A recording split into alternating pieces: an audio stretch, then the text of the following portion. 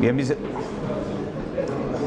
hermanos, vamos a continuar nuestras clases en la doctrina de la salvación. ¿Qué hemos visto hasta el momento? Hemos visto que la salvación es un plan en la mente de un Dios eterno. Un Dios eterno tiene una mente eterna, en la cual siempre ha tenido un plan eterno, cuyo propósito central es la glorificación de su Hijo. Hemos visto también que la salvación es una necesidad para el hombre, no solamente en la mente de Dios, sino cuando Dios crea al hombre y entra en pacto con él por medio de Adán. Adán cae en pecado y se transforma en una criatura depravada. Hemos visto que la profundidad de esa depravación muestra a Cristo como un poderoso Salvador. En tercer lugar, vimos que la salvación es una promesa, la salvación prometida. El primer destello de ese glorioso plan es una promesa en la cual el protagonista es un hijo de la mujer quien herirá en la cabeza a la serpiente, queriendo decir con esto que iba a destruir para siempre el mal. Y en cuarto lugar, estamos viendo que la salvación es una revelación progresiva, que Dios ha estado revelando su plan desde que comenzó a crear al hombre, y que por medio de hechos, de personajes, de instituciones, de ritos, de objetos, ha estado revelando el contenido de ese plan, y lo ha hecho de una manera tipológica. Básicamente lo ha hecho de manera tipológica y de manera profética. La revelación tipológica es una revelación no muy clara, es una revelación en forma de símbolos, de figuras, de sombras del pasado que prefiguran los hechos del futuro, los hechos que traería el plan. Figuras temporales de hechos históricos significativos del pasado hablan de los hechos futuros del desarrollo del plan, de la persona y de la obra del Señor Jesucristo. Y vemos cómo todo el Antiguo Testamento, desde Génesis hasta Malaquías, contiene esta revelación tipológica. Pero no solamente existe lo que llamamos revelación tipológica, sino la revelación profética. Dios, usando a los grandes profetas del Antiguo Testamento, profetas mayores, profetas menores, hace declaraciones muy concretas, precisas, sencillas, sobre la persona y la obra del Señor Jesucristo. El gran profeta Isaías, el libro de Isaías es otro evangelio, el profeta Jeremías con su revelación sobre el nuevo pacto, el profeta Ezequiel con sus revelaciones sobre el último y definitivo templo, el profeta Daniel, los profetas menores, Malaquías, nacería en Belén, Zacarías entraría humilde montado en un burrito, etcétera, etcétera. Eso es revelación profética, y a eso sumamos las conocidas estrellas mesiánicas, que son estas declaraciones también contenidas en el libro de los Salmos. Esa revelación tipológica que estuvimos estudiando en la clase pasada la podíamos llamar revelación tipológica fuera de los pactos.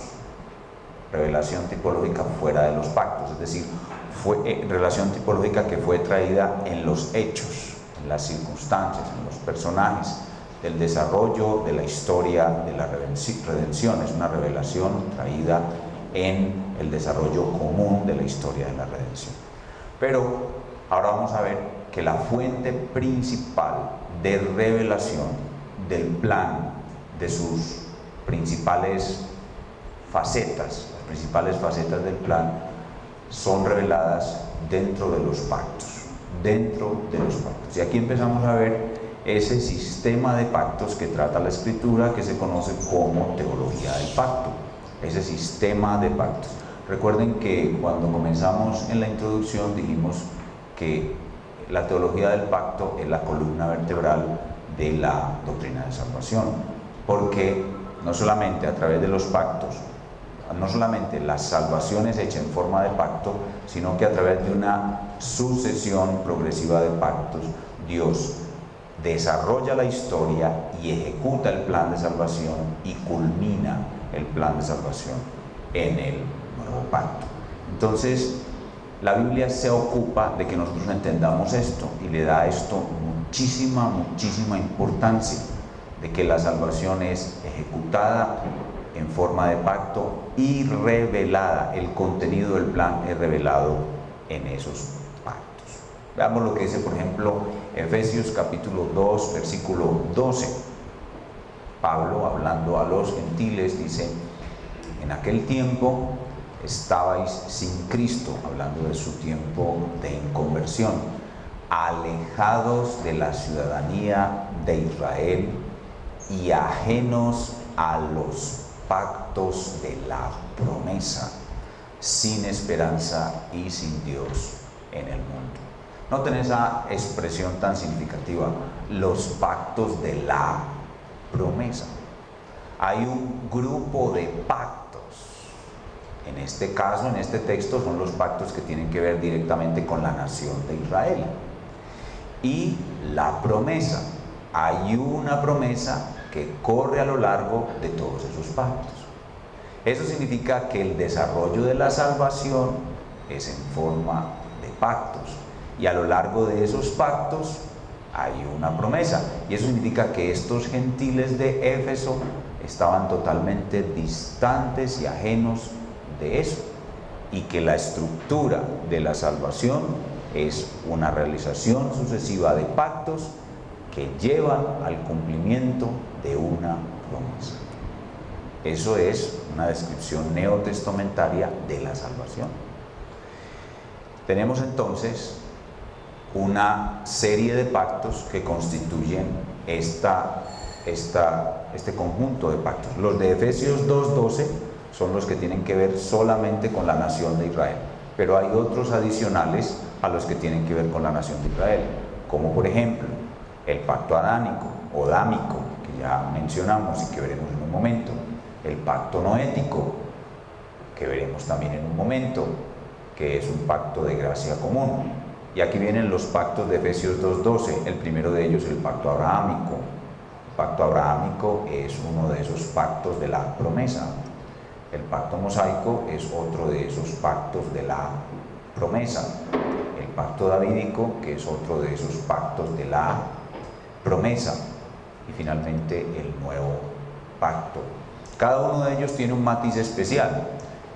En el pacto adámico aparece la necesidad de la salvación. En el pacto noético aparece la estabilidad que requiere el universo para que pueda llevarse a cabo la salvación, lo que llamamos gracia común. En el pacto abrahámico se nos establece o se nos enseña el modo de ejecutarse la salvación, que es por medio de la fe. En el pacto mosaico se nos muestra cómo debe ser la vida dentro del pacto y se nos da un recurso invaluable para esa vida dentro del pacto y para llevar los pecadores a Cristo, la ley. En el pacto davídico se nos especifica la identidad del Salvador. Ese hijo de la mujer que habría de herir la cabeza de la serpiente es señalado por primera vez en muchos siglos como un hijo de David. O sea, se le da una entidad más específica. Lo que comenzó siendo una revelación con un margen muy amplio, muy general, comienza a estrecharse, a estrecharse, a estrecharse, a estrecharse, a estrecharse, hasta que se concentra en una persona que si bien ya se había mencionado que era una persona la que había de ejecutar la salvación, no se había especificado bien su identidad. Y se nos muestra que la salvación en el pacto davídico es una salvación de reino, o sea, de un rey para tener un reino, y eso nos conecta con un tema apasionante que veremos Dios mediante mañana: salvación, pactos y reino de Dios. Eso todo está en el pacto davídico. Y finalmente el punto más alto de estos pactos es el pacto nuevo, el nuevo pacto, que es el punto final de la revelación de Dios y de la ejecución del plan de Dios, cuando el Señor Jesucristo en la cruz dice: consumado es. Consumado es. Ese es el final del plan de pactos de nuestro Dios. Pero ¿cuál es la estructura completa de esos pactos? Vamos a recapitular, lo hemos estado diciendo desde el comienzo, pero vamos a recapitularlo una vez más. Primero, el pacto intratrinitario. Pacto intratrinitario. Alguien me preguntaba ayer sobre el por qué en el pacto intratrinitario no se ven las características usuales de un pacto. Es es decir, no se presentan a las dos partes entrando en un sistema de exigencias y recompensas con un símbolo que sella la naturaleza del pacto. Y le respondí a esa persona porque los pactantes, es decir, las tres personas de la Trinidad, no tienen necesidad de eso. Eso se hace cuando el hombre está de por medio y el hombre necesita esas características para tener más seguridad, pero los miembros del pacto intratrinitario no requieren esas cosas. Pacto adámico, pacto noético, pacto abrahámico, pacto mosaico, pacto davídico y nuevo pacto. Esta es la estructura completa de los pactos, y el estudio de esta estructura es lo que se conoce como teología del pacto, y nos lleva a un elemento muy importante en nuestro estudio de las Escrituras, que es lo que conocemos como desarrollo histórico de la redención. Los pactos marcan los puntos en los cuales la historia avanza, se desarrolla, se ejecuta y conduce a la salvación. Por eso hablamos de desarrollo histórico redentor. ¿Qué queremos decir con eso? Que cada pacto introduce acción y revelación. Cada pacto es un accionar de Dios en el cumplimiento del plan. Se avanza de Adán a Noé, se avanza de Noé a Abraham, se avanza de Abraham a Moisés, se avanza de Moisés a David, se avanza de David a Jesús. Cada pacto introduce acción, pero a la vez cada pacto introduce revelación, que habla de lo que nos resta conocer del pacto. Si nosotros juntamos toda la revelación que trae la Escritura, la tipológica y la profética de afuera de los pactos, y la que hay adentro de los pactos, conoceremos en el mayor nivel posible el glorioso plan que se gestó en el pacto intratrinitario. Entonces, cada pacto introduce acción y revelación progresivas. Por eso hablamos de desarrollo histórico redentor. Es algo que se mueve, que va avanzando. Acción y revelación progresivas en pos de la perfecta salvación que ha sido planeada, o sea, en pos de la ejecución del plan. Eso es lo que llamamos teología del pacto. Así funciona, así se desarrolla. ¿Cuál es la importancia de esta estructura? ¿Cuál es la importancia de esta materia, la teología del pacto? La importancia es que esos pactos son la columna vertebral de la salvación, como ya lo he dicho. Sobre esta columna vertebral, sobre esa estructura esquelética, digámoslo así, metálica, fuerte, sobre esa estructura Dios cuelga, es una expresión metafórica obviamente, Dios cuelga los hechos de salvación. O sea que los hechos de salvación ocurren sobre esa estructura. Los principales hechos de salvación ocurren sobre esa estructura. Dios realiza los pactos y sobre esos pactos ejecuta los hechos de salvación. Pero no solamente ejecuta los hechos de salvación, sino que explica la revelación que contienen esos hechos de salvación. Es decir, Dios ejecuta hechos de salvación a través de los pactos, por medio de los personajes del pacto, pero no solamente la ejecuta, sino que nos la explica. Dios nos la explica, y en eso consiste la Escritura. La Escritura no solamente relata los hechos de salvación, sino su explicación. Miren, si Dios ejecutara hechos de salvación y no nos los explicara, no entenderíamos nada, absolutamente nada. Me explico. Los hechos de salvación del nuevo pacto, ¿en qué porción del Nuevo Testamento están? Ojo, los hechos. ¿Dónde? Exacto, Mateo, Marcos, Lucas y Juan. ¿Y la explicación? Romanos, Efesios, Hebreos. ¿Sí me hago entender? Dios ejecuta los hechos, pero también da la explicación de los mismos. Y todo eso lo hace dentro de esa estructura, la estructura de los pactos. Entonces, eso es muy importante. Entonces, la columna vertebral de la historia de la redención son estos pactos. Ellos traen los hechos de salvación, pero también explica Dios la salvación por medio de la revelación, que añade a través de los personajes involucrados en esos pactos y en los tiempos en que Dios hace esos pactos. Esto es los autores bíblicos, a quienes Él les encarga la explicación de esos hechos de salvación. Y ahora, cuando leíamos en Efesios capítulo 2 acerca de los pactos de la promesa, nos surge una pregunta.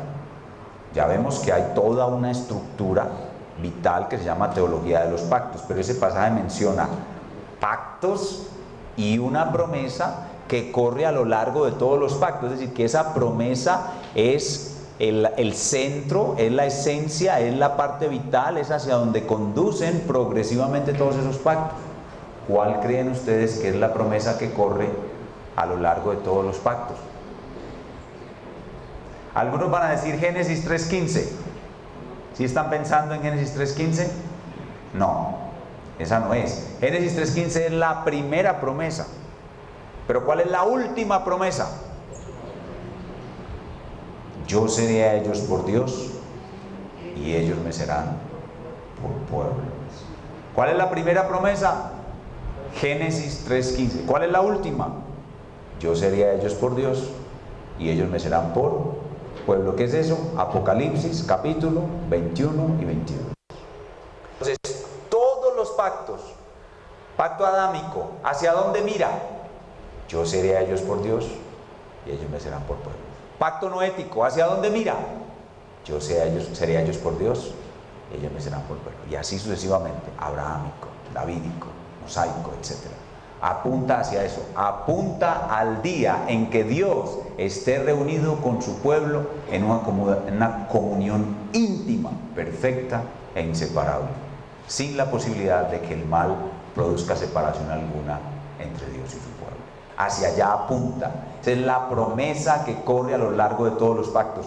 A eso vino Cristo, a hacer posible que Dios sea nuestro Dios y nosotros seamos su pueblo eternamente.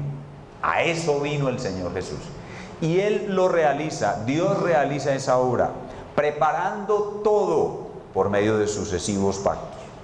Estos sucesivos pactos preparan todo para que Cristo ejecute esa obra, que logre que Él sea, Dios sea nuestro Dios y nosotros seamos su pueblo. Bien, brevemente, uno a uno, cada uno de estos pactos. Pacto intratrinitario, ya hemos mencionado sobre él en la primera sesión, salvación planeada, no voy a mencionar más sobre él, simplemente dejar en vuestras mentes la importancia de este pacto, que ustedes lo tengan en cuenta de nuevo en sus estudios bíblicos, lo procesen, lo conozcan mucho más sus detalles, y al final de este estudio de soteriología vamos a poder entender mucho más el pacto intratrinitario. El pacto intratrinitario contiene toda la soteriología, y al estudiar toda la soteriología vamos a poder entender al final mejor el pacto intratrinitario. Entonces, todo comienza con el pacto intratrinitario, pero luego sigue el pacto adánico, o adámico, el pacto adánico o adámico. Vamos a hacer un breve recuento del pacto adámico. Lo primero que vamos a ver es su ocasión. ¿Cuándo ocurre el pacto adámico? ¿Cuándo ocurre? Él ocurre en la creación. La ocasión del pacto adámico son los primeros pasos del plan de Dios, del desarrollo, de la ejecución del plan de Dios. Dios crea la criatura angélica, la criatura humana, crea el espacio, el tiempo, crea un planeta privilegiado que es la Tierra, crea en ese planeta a un hombre y una mujer, el primer hombre, el primer Adán, y los coloca en un lugar especial dentro de ese planeta que es el paraíso, el deleite, el Edén, y le da una orden de someterse a su dominio. En ese momento el jardín del Edén es el lugar de Dios. Adán y Eva son el pueblo de Dios y ellos están bajo el gobierno de Dios. Eso es el reino de Dios en el paraíso. El reino de Dios es el lugar de Dios, es el paraíso, donde está el pueblo de Dios, que son Adán y Eva, bajo el gobierno de Dios, que es del fruto del árbol que te mandé comer, no podrás comer. Esa es la ocasión del pacto adámico. Allí se produce el pacto adámico. ¿Cuál es la esencia del pacto adámico? La esencia del pacto adámico es el compañerismo entre Dios y la humanidad en el jardín de Edén. En ese momento, digamos que de una manera temporal, se estaba cumpliendo la gran promesa. En ese momento, Dios era el Dios de Adán y Adán y Eva eran el pueblo de Dios. Pero todo esto es temporal y condicional. ¿Por qué? Porque el plan de Dios no era quedarse con Adán y su descendencia como su pueblo toda la vida, toda la eternidad, sino que el plan de Dios era ¿cuál? Exaltar a Cristo. Entonces esto era solamente algo temporal.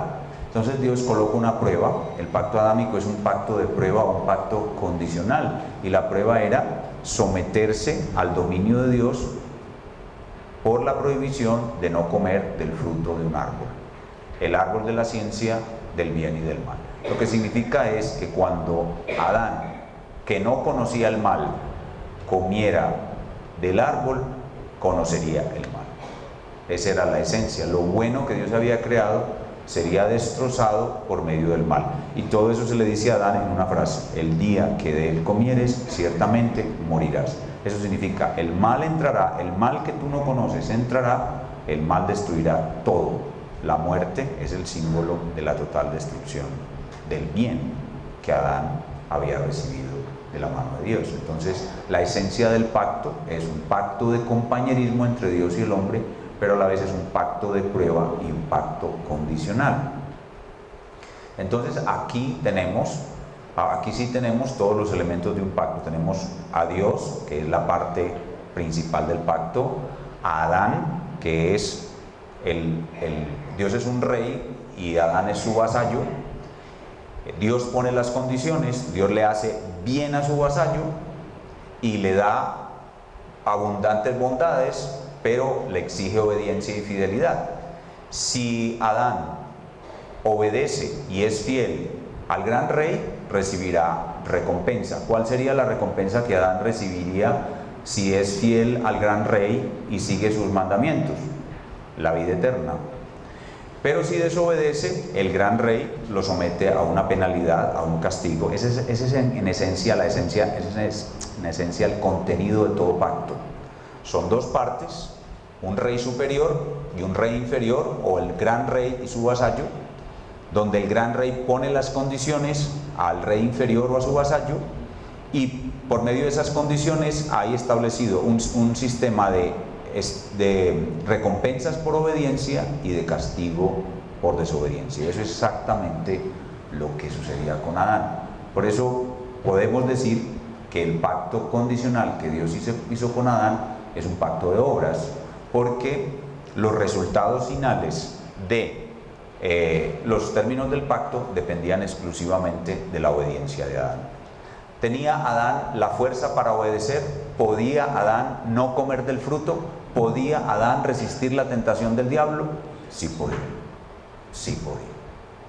Entonces, ¿cuál es el resultado? El resultado es la desobediencia de Adán y se cumplen los términos de las amenazas del pacto. El pacto tiene recompensas por obediencia y amenazas por desobediencia. Entonces, Adán viola el pacto, se produce la caída y las consecuencias son la muerte. En ese mismo instante Adán murió, no físicamente sino espiritualmente. En ese instante Adán empezó a envejecer. Antes de pecar, Adán no envejecía, porque no había entrado el mal. Entonces Adán era una criatura que, si hubiera continuado así, hubiera vivido eternamente, hubiera adquirido la condición inmutable de ser eterno en su cuerpo. Pero en el momento en que Adán pecó, comenzó a envejecer en ese instante. O sea que no murió él, pero sí se le murieron algunas células, porque comenzó a envejecer. Murió espiritualmente y comenzó a envejecer. Y se producen todas las consecuencias de la desobediencia del pacto, como son el castigo el castigo sobre él mismo. Bueno, primero que todo la maldición de la serpiente, como ya vimos que la sentencia de una criatura es la promesa de la condenación de una criatura, es la promesa de salvación de otra. La maldición sobre Satanás. Satanás es coronado rey de los malos y Adán es dejado como su lacayo, como su servidor, como su esclavo. Se produce la maldición sobre la tierra, se produce el castigo sobre la mujer, que es evidenciado por los dolores en su parto. Se produce la inversión de el talante. El ser humano es creado con un talante. Cuando hablo de talante me refiero como al perfil de su carácter. Cuando Dios creó al hombre, el hombre Adán era un hombre creado para ser un líder, para tener autoridad, para amar y a la vez ejercer autoridad. Y la mujer fue creada con un carácter de sujeción y de humildad. La mujer no tenía la iniciativa propia de un líder cuando fue creada. Ella tenía la mente y el espíritu de un gregario. O sea, la mujer cuando fue creada, ella no tenía el empuje, el emprendimiento que tienen las mujeres hoy. Ella tenía el espíritu de un gregario. Pero cuando cayeron en pecado, el talante se invirtió. El hombre que tenía un talante de líder, de autoridad, bastaba ver los ojos de Adán para saber que ahí había un líder. Pero cuando Adán pecó, ya lo que vemos es diferente a lo que hoy llaman un hombre asertivo, ¿cierto? Adán, cuando fue creado, era un hombre asertivo. Esa palabra yo no sé muy bien qué significa, pero me parece que es como seguro, dominante, ¿cierto? Tiene autoridad, ¿no? Que da en el blanco, exactamente. Gracias, Fernando. Eso era Adán antes de caer. Pero cuando Adán pecó, la mujer, cuando fue creada, ella no tenía ese carácter, ella no tenía ese talante, ella no tenía esa firmeza de ir adelante, de desarrollar el proyecto, de ser la que dirige. No, ella tenía el carácter de un gregario, de un obrero. Y cuando el hombre pecó, todo eso se cambió. Y no es sino que miren los esposos de hoy en día y van a ver que eso es verdad. En mi casa se hace lo que dice mi mujer. Dicen muchos bromeando, pero detrás de esas bromas hay una verdad muy cierta. ¿Por qué? Porque la caída produjo eso, produjo el cambio en el talante. Eso es Génesis 3:16. Lo que estoy describiendo es Génesis 3:16, un cambio en el talante. Dice la palabra de Dios, es una expresión no muy clara, pero que significa eso. A ti será su deseo y él se enseñoreará de ti. Eso es lo que dice Génesis 3:16. Entonces, se produce todo eso, todo ese conjunto de desastres. Es un gran paquete de desastres que afecta la raza humana en la persona de sus progenitores, la creación, el paraíso, todo es afectado. Entonces ese es el resultado de la violación del pacto. El resultado de la violación del pacto. Y todo eso, en todo lo que ocurre, recuerden lo que decía ahorita, que en el pacto hay una gran cantidad de revelación. Eso que acabo de escribir son los hechos que están alrededor del pacto, cómo se estableció el pacto y el resultado final del pacto, que es la violación del mismo. Pero lo más importante para nosotros hoy es la enseñanza que hay dentro del pacto, dentro de este pacto, que revela el plan de salvación. Y como ya dijimos, la enseñanza es tipológica. ¿De qué manera el pacto adámico nos presenta tipológicamente el plan de Dios? Desde la misma creación de Adán y la constitución de Adán como cabeza federal de la primera humanidad, Dios está hablando de su Hijo, el Señor Jesucristo. ¿Por qué? Porque el Señor Jesucristo es el segundo Adán. Cuando en la Biblia ustedes ven primero y segundo, la palabra segundo significa último. Segundo significa último. El primer Adán, segundo Adán significa el último Adán. La primera muerte, y luego se habla de la segunda muerte, la última muerte. Entonces, ¿qué es lo último en la Biblia? Lo segundo. ¿Sí? Lo último en la Biblia es lo segundo. Entonces, cuando Dios crea al primer Adán y entra en pacto con él, está hablando del segundo Adán. Como cabeza federal o representativa, la palabra federal significa pactual o representativa de la segunda humanidad. Significa que al crear Dios la primera humanidad fue un primer paso para llevar hacia dónde. ¿Para llegar hacia dónde? Hacia una segunda humanidad. Una primera humanidad en cabeza de Adán y luego una segunda humanidad en cabeza del segundo Adán. Eso es lo que está hablando el pacto. Eso es lo que está diciendo Dios del plan.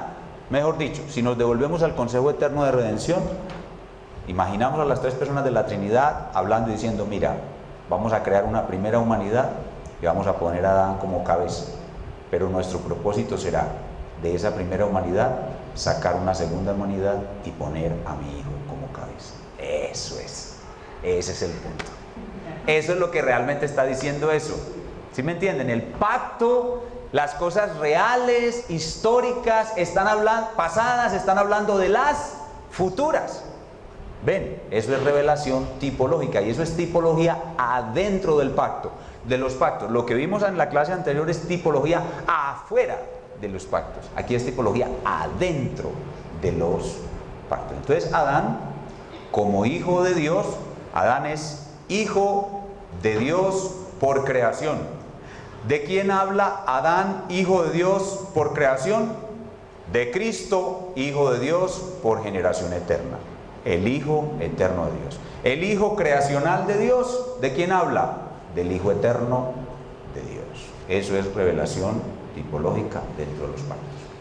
Ahora, la obra dentro del pacto que Dios le da a Adán para realizar no está haciendo otra cosa que hablar de la obra que Dios le había dado a su hijo desde la eternidad para realizar. Me explico. ¿Cuál fue el primer encargo que Dios le hizo al primer Adán?